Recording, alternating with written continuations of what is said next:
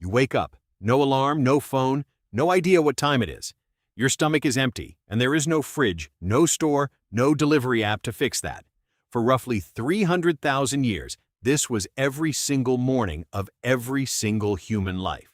So, could you actually survive one full day as a hunter-gatherer? Not a camping trip with granola bars packed in advance, a real day with real stakes. The answer is almost certainly no. Start with food. In 1963, anthropologist Richard Lee lived with the Jew/Hoansi people of the Kalahari and tracked exactly how they ate. He found adults spent only 15 to 20 hours a week getting food, less than half a modern work week. But that time required knowledge you don't have. Hundreds of plants memorized. Which ones feed you? Which ones stop your kidneys within hours? Could you tell the difference? Your ancestors could by age 10. Now add hunting.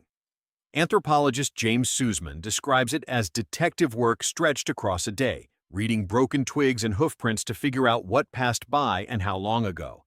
Humans are exceptional distance runners, built to sweat efficiently while most animals overheat.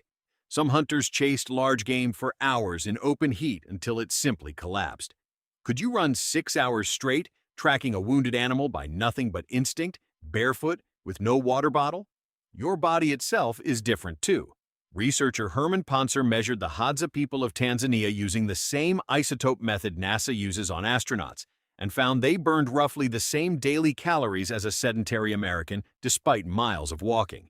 Their metabolism adapted to a world yours never had to survive. Picture a single day. You wake at first light near a fire kept alive since last night. There's no breakfast waiting, only the question everyone is quietly asking. What will we eat? And where?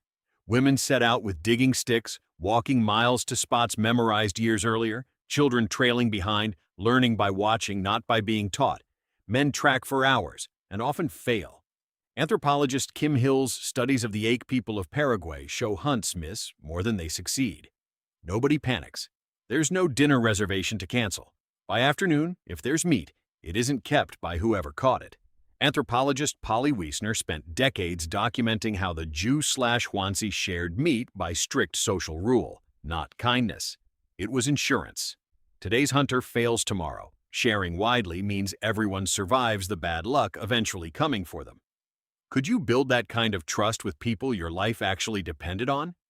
By night, once the physical work stops, the fire becomes something else entirely. Wiessner found daytime talk was practical, but nighttime talk turned into story, myth, memory, and quiet conflict resolution. Same fire, same handful of voices, every night, for an entire life. Here's the twist. You'd assume things only improved once humans settled down and farmed.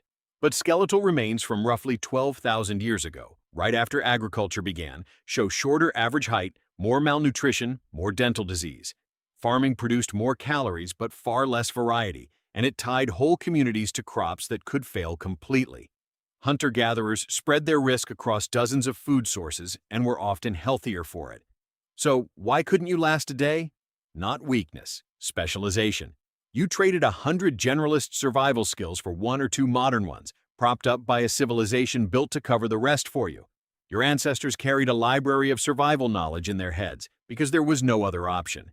You carry a phone with a bigger library instantly available, and it has quietly let you forget almost everything they knew by heart.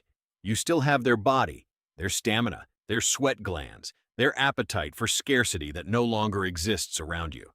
What you lack is their knowledge, and knowledge, it turns out, was always the real survival tool.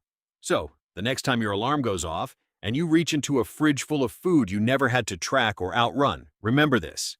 You wake up when your body is ready now, because someone, somewhere, spent 100,000 years quietly making sure it never had to be ready for anything else.